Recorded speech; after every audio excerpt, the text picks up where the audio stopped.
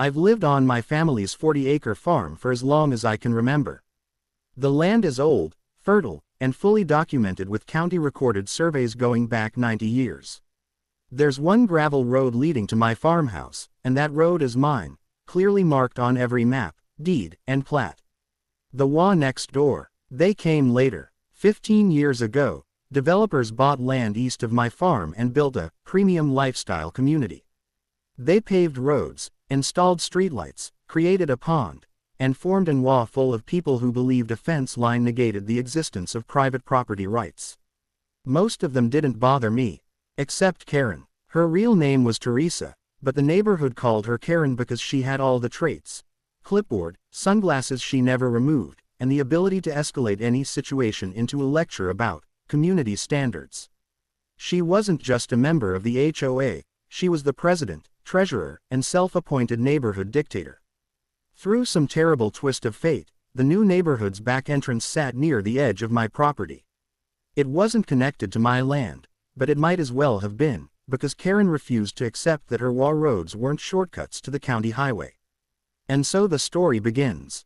The first crossing. The first time Karen drove across my property, she claimed she was just testing the terrain. Her SUV rolled straight over my alfalfa field and back onto the paved HOA road like she was sightseeing. I waved her down. "You're on my land," I told her. She laughed. "Oh, don't be dramatic. It's open space. You can't own open space." "Yes, I can. And I do." "Well, maybe you shouldn't leave it so open." That was the beginning of the war. The HOA map. The next week, I found a paper in my mailbox, a printed map, drawn by the HOA. It showed the rear corner of my farm labeled as unused access route, as if that magically made it community property. I marched over to the HOA board meeting. Karen sat at the head of the table like a dictator in a lawn chair throne. "That's private property," I said, slapping the map down. Karen didn't even look up. "We've decided your land is the most logical route for our residents to reach the highway. The main entrance gets too congested. You don't get to decide anything about my land." She gave me a pitying smile. "It's really for the greater good." I left before I said something regrettable. The daily trespassing begins. Over the next month, more and more HOA residents started using my field as a cut-through route. SUVs, minivans, golf carts, they all followed the ruts Karen carved with her oversized luxury crossover. I put up signs. They tore them down. I set up a temporary fence. They drove around it. I spoke to the sheriff. He sent warnings. Karen tore the warnings in half in front of me. "We're the homeowners association," she sneered. "Your old paper deeds can't override the needs of a community." I stared at her like she'd lost her mind. "Property law literally says they do." She waved her hand dismissively. "That's your opinion." That was the moment I realized I wasn't dealing with ignorance.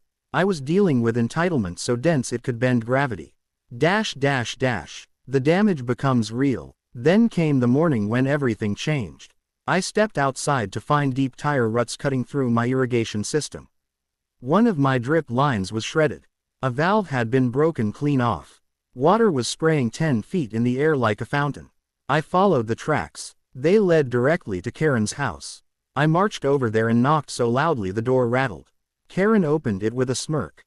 "If this is about the little water spout thing, you should really secure your infrastructure better. You destroyed it, allegedly. There are tracks leading from the break right to your driveway."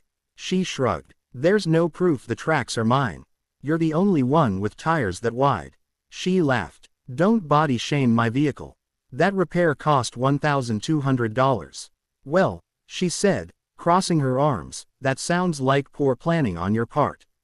I went home. I paced. I fumed. And then, I got an idea. A legally beautiful idea. The calm before the trench. First, I called the sheriff. He confirmed, again, that the land was mine and that I was free to install any reasonable property protection measures short of lethal force. Next, I consulted a property lawyer. She confirmed the same thing. Finally, I checked the weather forecast. Rain, heavy rain, 3 full days of it. Perfect. Digging the trap. Remember, I'm a farmer. I own equipment. And my equipment includes a backhoe. I spent 2 days digging a long trench along the edge of the path the HOA kept cutting across my property. The trench was about 4 feet deep, 6 feet wide, 60 feet long, enough to stop a vehicle, not enough to hurt anyone. Then, on the 3rd day, the rain came, and the trench filled with mud. Thick, sticky, shoe-stealing farm mud. I placed reflective markers, warning flags, and bright orange signs that said, "Private property, do not enter. Trench ahead, turn around." I even put blinking battery-powered lamps around the edge. Everything fully legal, everything fully documented. Karen ignored every bit of it. The sinking of the SUV. It happened at 7:13 a.m. on a Monday. I was drinking coffee on my porch when I heard the familiar humming roar of Karen's SUV engine. Then, the revving grew louder. She wasn't slowing down. "Oh no," I murmured. "Oh yes," a better part of me whispered. Karen's shiny white luxury SUV shot out from behind the HOA's back gate and sped across my wet field, tires spraying mud. She saw the trench. She did not care. She accelerated. And then, thunk. GLLLLLLLLRRRRRRSH. Splat. Her SUV nose dived directly into the trench like a hippo entering a bathtub. Mud shot up over the hood. The vehicle tilted forward at a 30-degree angle, but in the air, front buried like a stuck arrow. The engine sputtered. The wheels spun uselessly. Mud splashed against the windshield. I nearly dropped my coffee from laughing so hard. But the real joy came when Karen burst out of the driver's side, covered in brown sludge from chest to shoes, screeching like a banshee. "What did you do?" I walked over calmly. "I dug a trench. You sabotaged me." "No," I said, pointing at the 50 signs she drove past, "you sabotaged yourself." She screamed. "This is illegal. It's on my property. You can't prove that." I held up the county plat map. She shrieked louder. "Well, you should have warned us." I did. She threw mud at my boots. "I'm calling the HOA board." "Please do," I said with a smile. The HOA tries to fight back. Later that afternoon, I received a cease and desist letter taped to my fence. The HOA claimed my trench was a public safety hazard. I had violated community access routes. I had malicious intent to obstruct homeowners. I sent them a copy of the sheriff's written approval and my lawyer's statement. They tried sending me fines. I ignored them. They tried threatening legal action. My attorney responded by mentioning counter-suits for damages and trespassing. Finally, Karen organized a town meeting and tried to rally homeowners against me.